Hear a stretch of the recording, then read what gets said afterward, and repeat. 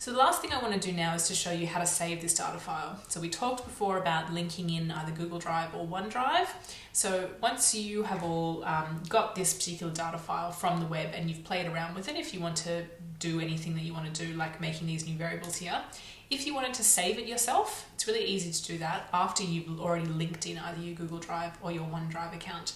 So if you go into File, Save As,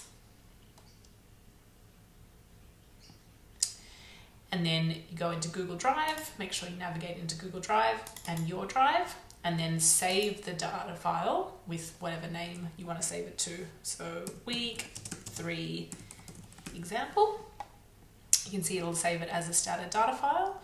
Click Save, and then that will save your data file into your Google Drive, or if you did it in OneDrive, into your OneDrive account. So that's it for today's exploration into Stata. As I mentioned before, the most important thing for this week is just to get a sense of how this program works, how it's laid out, how to navigate it, how to get access to it, how to open up data files, really just play around with it as much as you can. There's also a whole lot of example data files that Stata comes preloaded with.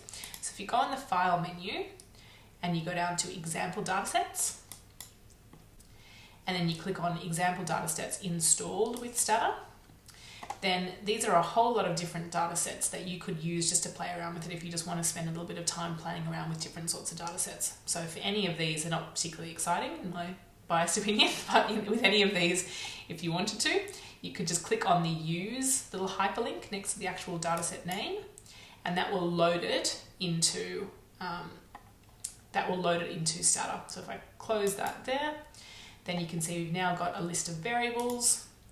If we open up our data editor, then you can see we've got a few different variables here. So they're mostly, they're nothing super psyche, but they're just a bunch of different data files that you can play around with if you want to. So if you want a little bit more practice, that's another way of doing that. So good luck, have fun playing around with all of this. As I mentioned before, the more you can spend time now before things get kind of kicked up a notch when we actually start doing statistical testing, the more you can play around now, the better you're going to find things afterwards. So enjoy.